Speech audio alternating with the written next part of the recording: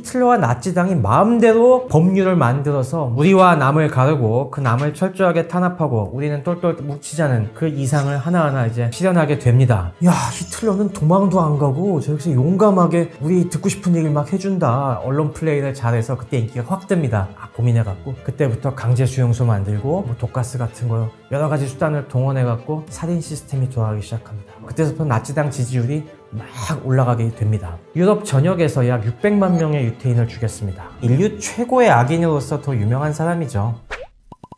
과학을 통해서 전쟁사와 경제를 조금 더 재밌게 들여다보는 최승병입니다. 통계물리학으로 박사를 받아서 과학이라는 그런 정체성을 갖고 전쟁사에 개인적으로 관심이 많아서 그런 쪽을 좀 더 들여다보고 파헤쳐보고 또 이것을 세계경제 문제와 엮어보는 그런 쪽의 일들을 흥미로워하고 있습니다. 2차 세계대전을 일으킨 이 주범으로서 하지만은 책임은 안 지고 전쟁 말기에 자살로서 책임을 피해간 이런 악인으로서 어떻게 보면 인류 최고의 악인으로서 더 유명한 사람이죠. 히틀러는 오스트리아 출신입니다. 독일의 독재자였기 때문에 독일 출신으로 알고 계신 분도 있겠지만은 오스트리아에서 태어났고요. 보시면은 어린 시절에 아버지의 영향이 꽤 크다는 걸 역시 여기서 느끼게 되는데요. 20세기의 대표적인 독재자로 꼽는 히틀러와 스탈린 모두 어린 시절에 아버지로부터 학대를 당했다는 공통점이 있습니다. 히틀러의 아버지 같은 경우도 알로이스 히틀러라고 이 아버지가 굉장히 권위주의적이고 걸핏하면 매를 드는 가정폭력을 일삼은 그런 아버지였다고요. 이런 아버지 밑에 있던 이 아돌프 히틀러는 반대로 굉장히 좀 게으르고 여러가지 몽상을 하고 그냥 뭐 끄적끄적거리길 좋아하는 어떻게 보면 한량 스타일의 어린 시절을 보냈다고 해요. 그러니까 아버지 입장에서는 당연히 마음에 안 드는 거죠. 그러다 보니까 진로를 놓고서도 굉장히 갈등이 심했다고 합니다. 아버지는 안정적으로 그냥 공무원하고 있으면 그냥 가정 꾸려서 좋잖아. 근데 아돌프 히틀러는 그거에 대해서 굉장히 반발심이 심했다고 해요.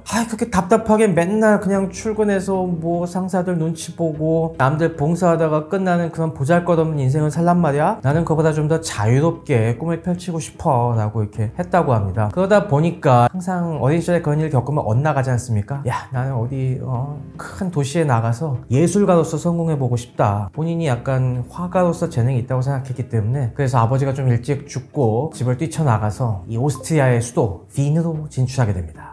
근데 이 당시에 유명한 예술학교에 가서 본인의 재능을 펼쳐보고 싶었는데 이 빈으로 간 것이 오히려 악영향을 끼칩니다. 막상 가보니까 사실 또 그 분야는 내가 재능이 충분하지가 않다는 걸 직면했을 때 절망감이 엄청나겠죠. 그 일을 빈에서 겪었습니다. 예술학교에 입학하려고 막 시도를 해봤는데 번번이 낙방을 하고 여기저기 그림을 그려서 자기를 좀 피하려고 했습니다만은 잘 못 그리는데 막 그런 식으로 핀잔을 당하니까 그 분노가 쌓이는 거예요. 그러면서 점점 야, 이거는 내가 문제가 아니라 남 탓을 하기 시작하는 겁니다. 그 당시에 빈은 제국의 수도이다 보니까 확실히 코스모폴리탄적인 그런 도시였어요. 수많은 민족이 어우러 살고 그 중에 물론 유태인들도 있었죠. 그런 사람들이 섞여서 막 자유롭게 있다 보니까 야, 내 재능을 몰라봐 주는 것들은 저놈들이 다 기득권을 쥐고서 나 같은 놈들을 안 키워주려고 하기 때문이야 라고 이렇게 남들을 원망하면서 사회에 대한 분노가 가득 찬 시기를 보내게 됩니다. 그런 분노가 쌓여서 야, 오스트리아는 더 안 돼. 그래서 간 곳이 독일 쪽으로. 그래서 뮌헨에서 조금 더 끄적끄적 대고 뭐 할까 살다가 그때 터진 것이 바로 제1차 세계대전이었습니다.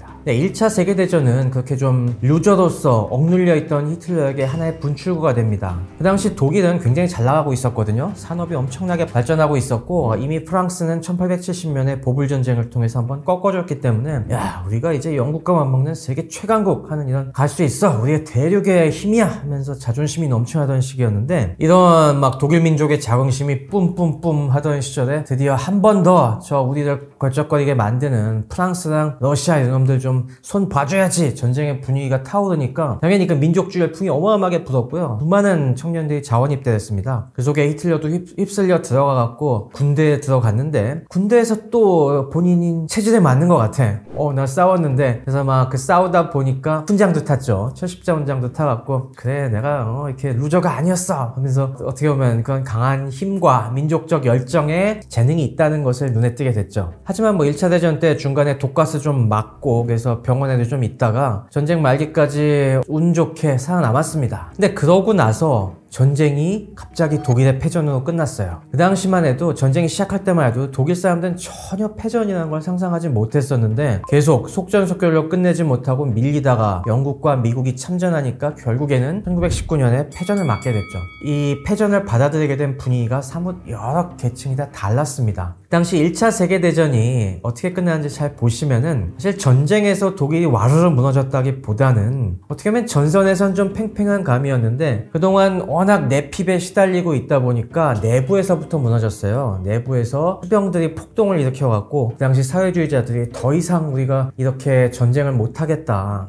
그래서 반란을 일으켜갖고 재정이 무너지게 됐거든요. 그래서 황제가 망명을 하게 되고 그래서 새로 등장한 사회민주당 정부에서 이거 갖고는 우리 더 이상 전쟁 못해 하면서 강화를 추진하게 돼서 굉장히 굴욕적인 베르사유 조약을 맺게 되죠. 근데 이 베르사유 조약이 당시로서 어마어마하게 가혹했습니다. 독일에게 어마어마한 책임을 배상금으로 물렸죠. 막 영토도 뺏기고 돈도 내야 되고 예전처럼 막 군대를 못 가지고 그냥 최소한의 방어만 할 수 있는 딱 10만 명만 허락해주는 굴욕적인 일을 겪으니까 왜 우리 잘 나가는 독일이 이 수모를 당해야 되느냐에 대한 설왕설래가 있었습니다. 그 중에 이렇게 민족적 열정이 넘치던 극우 세력들에게는 그 원인이 내부의 적들 때문이다. 거 봐, 우린 열심히 전선에서 싸우고 있었는데 저 사회주의자 빨갱이 놈들이 저기서 내부에서 반란 일으켜갖고 우리가 이렇게 진 거잖아. 책임을 그쪽으로 돌린 거죠. 히틀러는 전쟁이 막 끝나니까 어떻게 살지 좀 당황하다가 그 당시에 한 게 뭐냐면은 극우적인 정치 세력들이 여러 군데가 준동하다 보니까 이게 치안의 위협 요소 아니겠어요? 그래서 경찰 당국에서 그런데 소위 뿌락지를 심어갖고 감시를 하고 있었어요. 어떻게 보면 히틀러는 그 뿌락지로 고용이 된 거죠. 야, 경찰에 협력해서 쟤들 뭐 하는지 좀 잘 보고 있다가 쟤들 이상한 거 하면 우리한테 알려줘. 이렇게 하고서 갔는데 그래서 간 곳이 뮌헨의 한 군소 정당, 그 당시에는 독일 노동자당이라는 이제 굉장히 작은 정당의 모임에 갔는데 거기서 막 앞에 나와서 사람들이 웅변하면서 왜 우리 독일이 졌는 줄 아십니까? 하면서 다 저런 놈들 때문입니다 얘기하는데 본인이 막 가슴이 설레갖고 저도 연설해보겠습니다 하고 나가갖고 막 자기 생각하던 걸 연설하니까 사람들이 우와 거기서 열광적인 반응을 보이더라는 겁니다. 그래서 그걸 보고서 내가 이런데 재능이 있었나 봐 하면서 뿌락질 때려치우고 본인이 그 당에 투신하게 되죠. 히틀러가 그 당시만 해도 그 전에 운동하던 경력이 있었던 것도 아니었고 사회적 신분이 높지도 않았고 해서 별로 주목받는 인물은 아니었습니다. 그런데 이 뮌헨 폭동이 큰 역할을 하죠. 뮌헨 폭동은 뭐냐면은 극우주의자들이 뮌헨을 중심으로 많이 활동하고 있었는데 그 당시 이런 단체들이 모여갖고 야 이거 저 베를린을 장악하고 있는 저 사회주의자 놈들 안 되겠어. 우리 바이에른부터 화끈하게 우리 우파들이 뭉쳐서 정권을 잡고 그 다음에 저 베를린까지 싹 오른쪽으로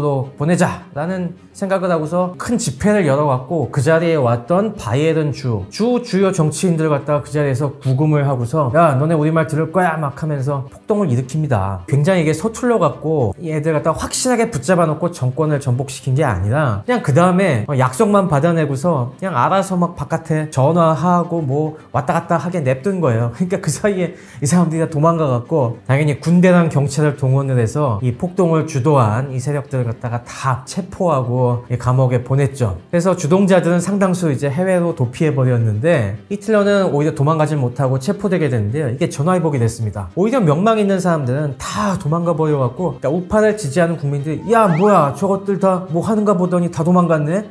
근데 남아서 저렇게 버티고 있는 애가 있어? 쟤 뭐야? 라고 했는데 히틀러가 구금이 돼서도 재판 같은 거 막 변론하지 않습니까? 그런데서 막 신문기자들 앞에서 막 본인이 생각하던 이 격정적인 연설을 하고 하니까 기자들이 와 신이 나서 받아 써주고 하다 보니까 그게 알려지면서 야 히틀러는 도망도 안 가고 저기서 용감하게 우리 듣고 싶은 얘기를 막 해준다 라는 식으로 인기가 확 퍼지게 된 겁니다. 정부 쪽에서 이런 위험한 사범들은 중형을 때려갖고 확실하게 가뒀어야 되는데 그러지 않고 오히려 그냥 여론을 무마한다는 차원에서 온정적으로 형도 작게 때리고 그냥 뭐 다 봐줄 거 봐주니까 그 사이에 히틀러는 오히려 신이 나갖고 언론 플레이를 잘해서 그때 인기가 확 듭니다. 그리고 이 뮌헨 폭동으로 구금돼 있던 시절에 그 유명한 본인의 저작 나의 투쟁 마인 캄프도 쓰게 되죠. 1923년 이후부터는 약 10년 동안 당의 세력을 차근차근 불리는 작업을 하게 됩니다. 그래서 당권을 장악해 가면서 정당 이름도 독일 국가 사회주의 또는 민족 사회주의 노동자당 나치오날 소시알리스무스라고 하는 민족사회주의 노동자당으로 바꾸고요. 본인의 이제 사상적인 색깔을 드러내게 됩니다. 여기서 우리가 민족사회주의라는 용어에 주목해볼 필요가 있다고 생각합니다. 그 당시에 히틀러를 위시한 이 소수 극우 세력의 생각들은 지금 우리 독일이 패전하고 이렇게 혼란을 겪고 있는 문제가 다 어디서 비롯됐느냐, 이게 다 우리가 국론이 분열되고 어중이 떠중이들이 다 그냥 지할 소리하고 내비둬서 그렇다, 우리가 단결하지 않아서 이런 문제가 생긴 거다 라는 데 착안을 했습니다. 그러면서 우리가 지금 이 사회를 분열시키는 저 좌파놈들, 사회주의자들, 공산주의자들,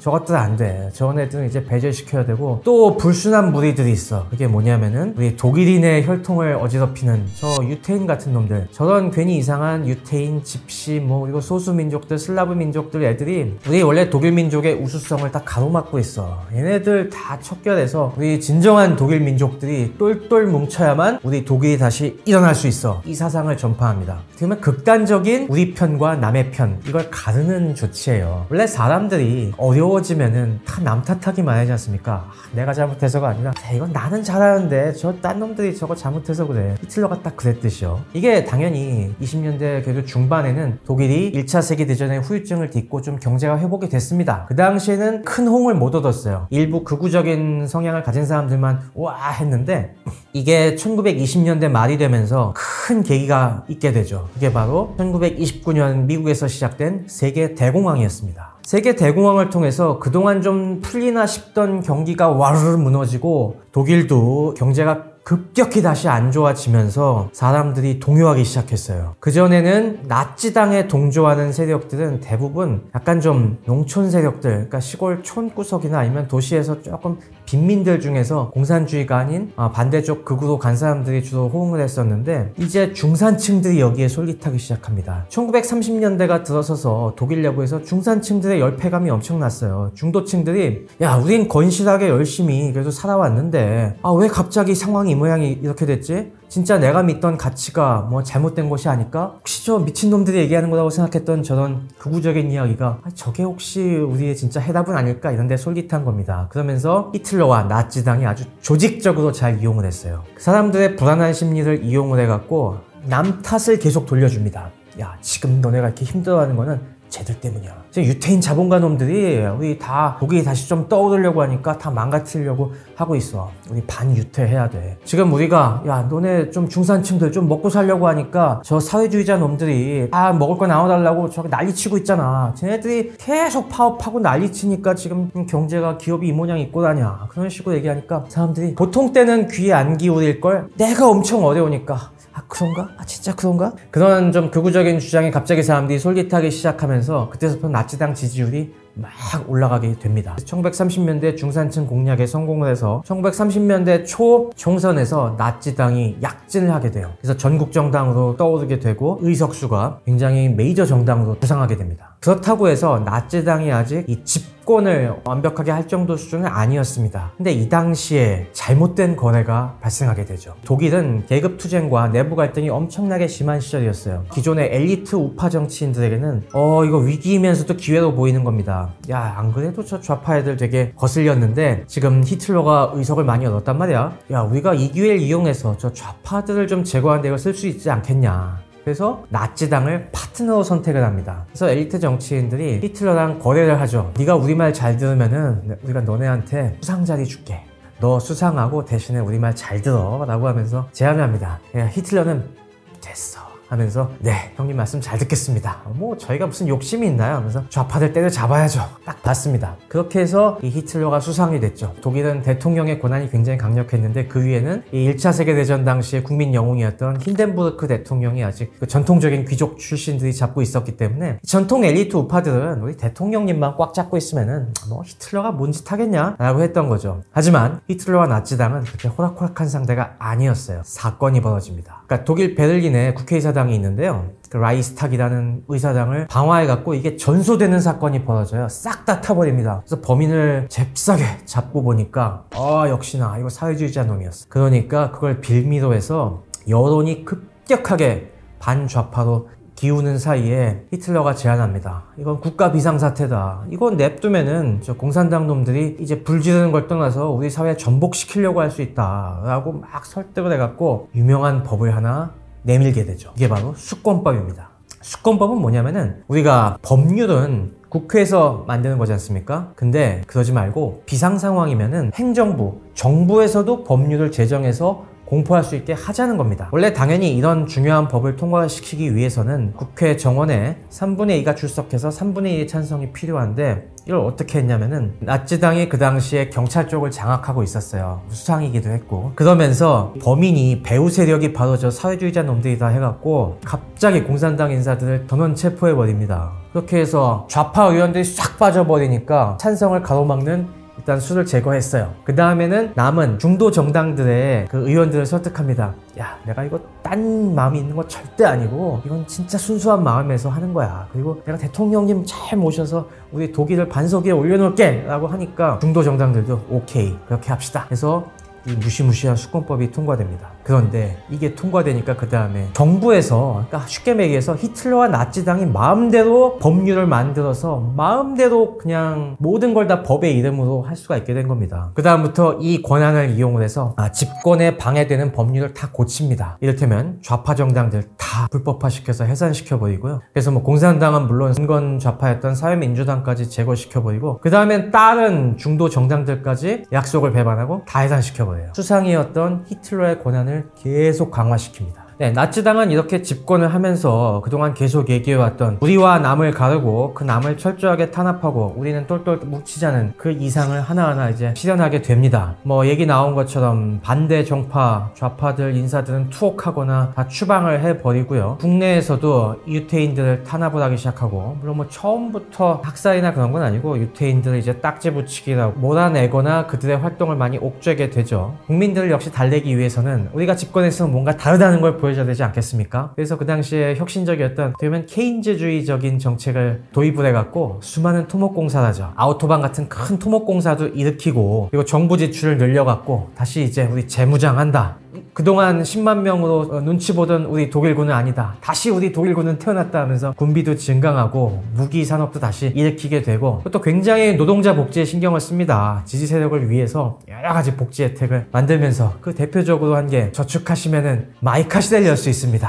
그래서 만든 게 폭스바겐이죠. 그래서 국민차 이런 노동자 천국을 열겠습니다 하니까 국민들이 오, 히틀러 뭔가 달러 하면서 조금씩 이제 거기에 빨려 들어가게 됐죠. 근데 이 나치의 정책이라는 것이 분명한 한계가 있었습니다. 왜냐하면 이게 아무래도 수많은 선심성 정책이고 정부가 막 수요를 일으켜서 하다 보니까 이게 정상적인 경제 상황이나 보기가 어려웠어요. 그 다음에 이게 지속적으로 발전할 만한 시스템이 아닌 겁니다. 그게 가능하려면은 방법이 하나가 필요했는데 바로 전쟁이었습니다. 그러니까 우리가 정상적으로 경제를 키우기에는 한계가 있으니까 남의 걸 뺏어오자는 겁니다. 거기에서도 중요하게 이제 내세운 개념이 뭐냐면은 Volksgemeinschafts라는 겁니다. 아까 독일 나치는 우리와 남을 구분하는 개념으로 우리 편, 그걸 국민이라는 개념, 그래서 Volk라는 걸로 형상화시켰는데요. 민족 공동체라고 Volksgemeinschafts를 만들어야 된다. 근데 이걸 하려면은 이 한정된 독일 안에서 우리끼리 치고받고 하면은 이게 소모적인 그런 사회밖에 안 돼.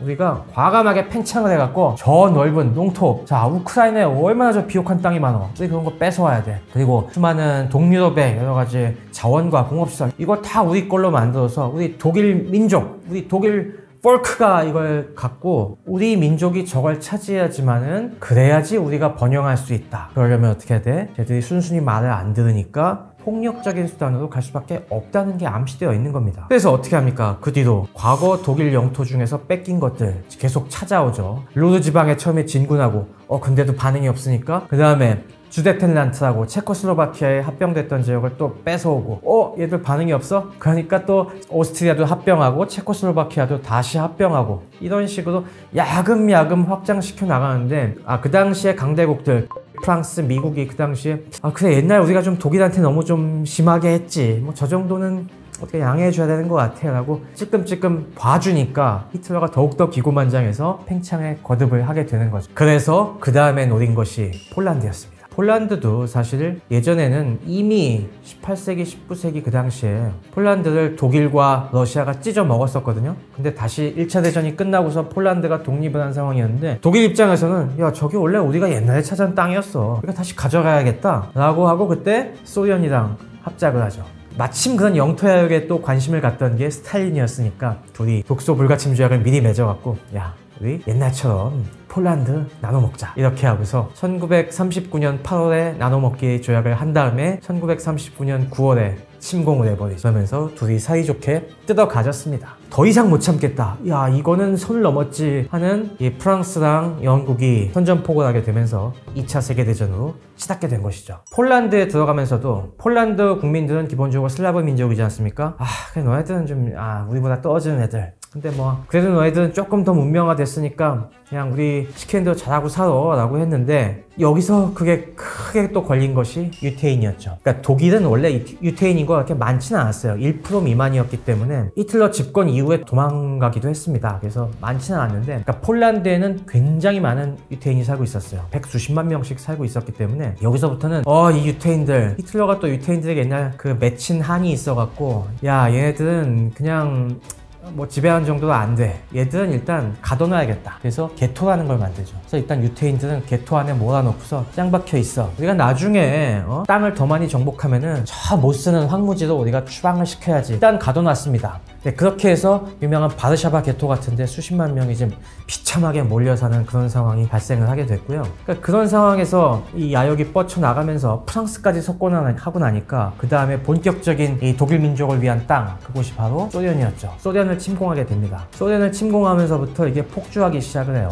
1941년 6월에 독일군이 처음에 승승장구를 해가면서 들어가니까 역시 소련 땅에도 유태인이 많이 있었습니다. 이런 쪽에 많은 유태인들을 볼 때마다 여기서부터는 그 처리 방식이 달라지기 시작했어요. 아인자츠그루펜이라고 이 직결 처형 부대를 만들어 갖고 이 소련에서 유태인들이 잡히면은 그냥 처형을 해버렸습니다. 그리고 나서 거기서도 어마어마한 수가 유태인이 죽어나가기 시작했고요. 그러다가 1941년 12월에 이 독일의 침공 야욕이 모스크바 앞에서 벽에 부닥치게 됩니다. 소련이 대반격을 실시해갖고 그때부터 전쟁이 쉽게 끝날 줄 알았는데 끝나지가 않습니다. 그리고 그때 1941년 12월에 아시아에서는 일본이 또 진주만을 공격하면서 드디어 미국이 참전하게 됩니다. 그러니까 히틀러가 세계대전이 왔구나. 이 상황이 되니까 마음을 바꿔먹게 됩니다. 1939년 예언이라는 게 있어요. 히틀러 예언이라는 게. 1939년 초에 히틀러가 국회의사당에서 어떤 연설을 했냐면은 앞으로 세계대전이 우리 독일을 올가매는 세계대전에 이르게 되면은 그거는 분명히 배후에 유태인 자본가 놈들이 있을 테니까 그러면은 우리 민족이 절대 당하지 않고 그 유태인들을 쓸어버리겠습니다. 이런 얘기를 했어요. 이제 진짜 세계대전이 왔으니까 유태인들을 쓸어버리기도 합니다. 그러면서 1942년 초부터 그동안은 구금하고 억류해왔던 유태인들까지 싹 조직적으로 없애버릴 계획을 꾸미게 되죠. 그래서 1942년 초에 유명한 반제 회의라고 베를린 옆에 있는 그 반제라는 호숫가 옆에 빌라에서 거기서 나치당의 고위 지도자들이 어떻게 하면 유태인들을 효과적으로 제거할 수 있을까 고민해갖고 그때부터 강제 수용소 만들고 사륙을 원활하게 하기 위해서 뭐 독가스 같은 거 여러 가지 수단을 동원해갖고 억류해왔던 유태인들을 다 글로 실어갖고 죽이자 이 계획에 착수하게 됐고요. 그래서 1942년 중반부터 살인 시스템이 돌아가기 시작합니다. 그래서 그 짧은 시간에 1942년 말부터 백수십만 명의 유태인을 죽였고요. 결국에 45년 소련이 해방을 할 때까지 유럽 전역에서 약 600만 명의 유태인을 죽였습니다. 물론 뭐 그 중에서 수용소에서 죽인 건 한 200만 정도 된다고 보고 이들은 그냥 현장에서 직결 처형하거나 여러 가지 방법으로 그러니까 거의 뭐 유럽에 사는 유태인들의 씨를 말렸고요. 근데 유태인만 피해본 게 아니었어요. 수많은 아까 얘기한 타자들, 집시들, 슬라브 인종들, 사회주의자들 특히 또 소련과 전쟁을 하면서 소련이 초반에 전쟁에서 져갖고 수백만 명의 전쟁터가 났는데 그들도 제대로 먹을 걸 공급해주지 않아갖고 역시 몇백만 명의 포로들이 굶어 죽었어요. 1941년 이후에 독소전쟁 이후는 정말 끔찍한 사륙전으로 번져갔습니다. 그래서 뭐 유태인 600만 명을 비롯해서 독소전쟁을 통해서 소련 사람들만 전투원 민간인 포함해서 2천만 명 이상이 사망을 했고요. 네, 히틀러가 4월 30일에 베를린의 총통 벙커에서 군인이던 에바 브라운이랑 결혼식을 올리고서 독약 앰플을 먹고 자살을 합니다. 그러고 나서 부하들이 시체를 갖다가 못 가져가게 불태우는데 나중에 그 잔해가 남아서 이 소련이 비밀리에 매장하고 나중에 뿌려버려요. 그 뒤에 독일이 오래지 않아서 5월 8일에 공식적으로 항복을 하게 됩니다. 그래서 독일은 패전을 맞았고요. 그 뒤로 독일은 당연히 오만 수몰 다 겪었습니다. 일단 독일이 전쟁 말기에 전장터가 되면서 수많은 기반시설이 파괴가 됐고 또 복수심에 불탄 소련군들이 들어와서 독일의 수많은 산업시설을 다 뜯어가고 여성들은 강간하고 남자들은 다 포로로 잡아가고 진짜 혼란의 시기가 있었는데 그런 혼란의 시기가 몇 년 지나고 나서 가장 큰 변화는 독일이 반으로 찢겨져 나간 거죠. 많은 영토를 뺏기고 동독과 서독으로 나뉘어서 그 다음으로도 상처를 아물게 하기까지 참 많은 시련이 있었습니다. 결국에 히틀러는 다른 국민들뿐만이 아니라 자기네 국민들에게도 결국에 그런 끔찍한 범죄를 선사한 셈이었죠. 네, 이렇게 히틀러와 나치당에 대해서 쭉 한번 살펴봤는데요. 사실 그 와중에 2차 세계대전에 수많은 고비와 굴곡들이 당연히 있었습니다. 그런 쪽에 대해서는 제가 또 2차 세계대전사를 열심히 공부한 입장에서 기회가 된다면은 좀 더 소개해 드리도록 하겠습니다.